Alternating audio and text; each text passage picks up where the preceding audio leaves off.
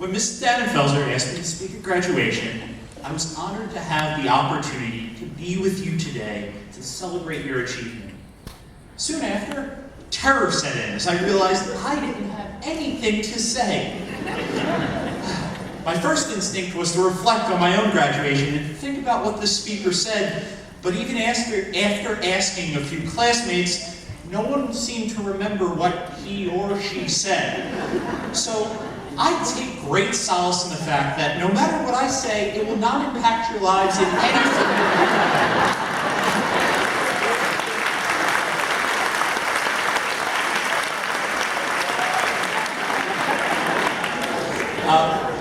While I may not remember the advice bestowed upon me at graduation, I do remember the advice given to me during my high school graduation party. You'll notice in the next few weeks that all family advice follows this pattern. First the congratulations, then the compliment, and then finally the advice. Congratulations! We're so proud! Don't change. Happy graduation! You're so smart! Don't let them change you. Oh, great job, kiddo. You can do anything. If you change, we will kick your butt. By the end of the party, I was terrified. Everyone seemed to think I was so oblivious to some unknown force, and I had to be warned over and over and over again. I was utterly confused by what they meant, but I knew they had my best interest at heart, so I took their advice and headed off to school with the hope I'd return and not receive a butt kicking. So I resolved not to change. I do exactly what I did in high school. I mean, that got me into Harvard, so it can't be too bad, right? I will look to the past for future decisions.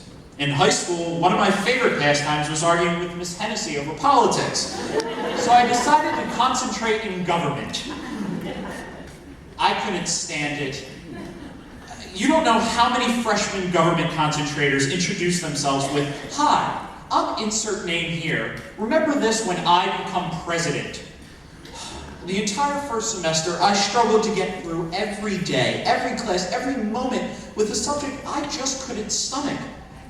I was lost. For the first time in my life, there wasn't a clear path. I wasn't sure which way to go next, and my grades and social life suffered for it.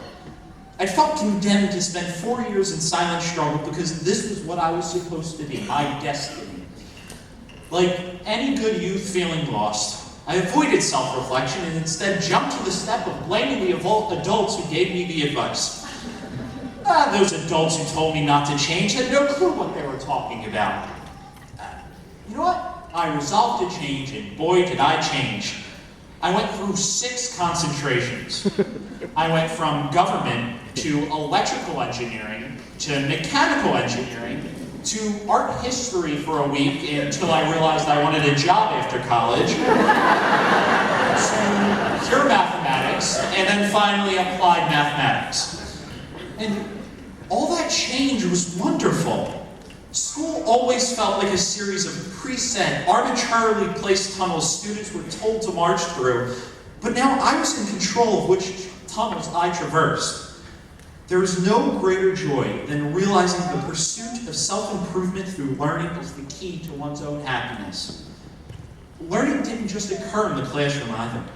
I joined clubs, volunteered for charities, stood up and sat in for the things that I considered important, traveled, worked, loved, cried, and ate way too many exotic foods, all in the name of learning.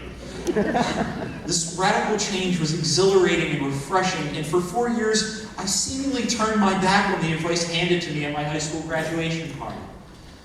Fast forward to graduation week during senior year.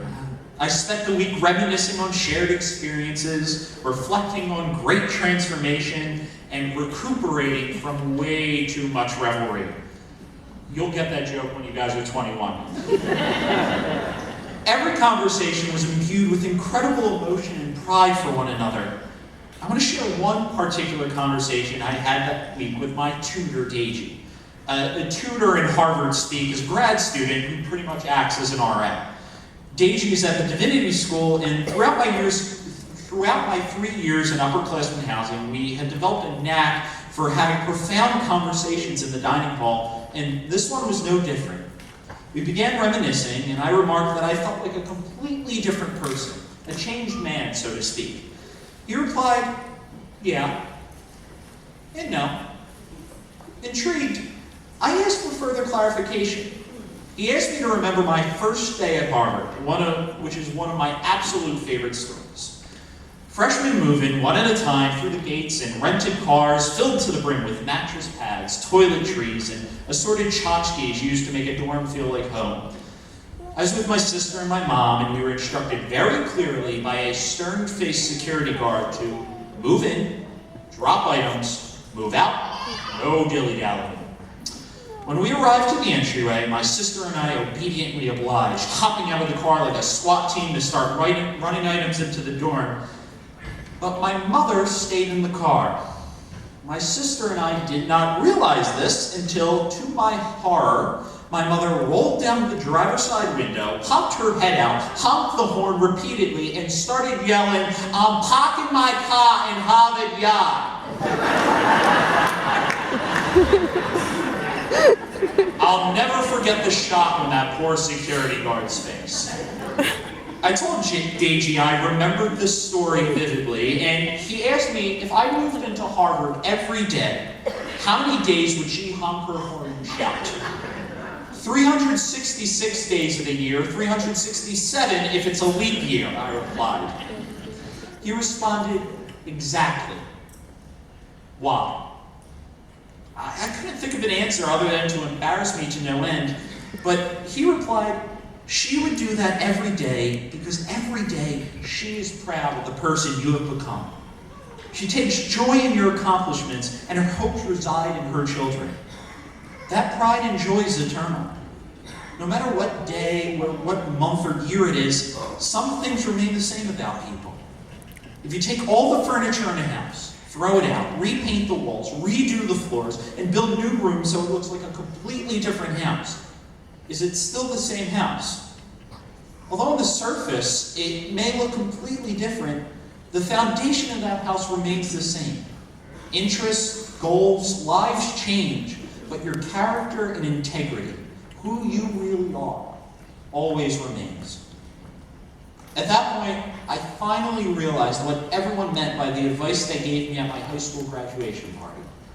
They hadn't given me bad advice, I just misinterpreted it. They hoped I would explore, learn, and remodel my proverbial house. They just didn't want me to change my foundation.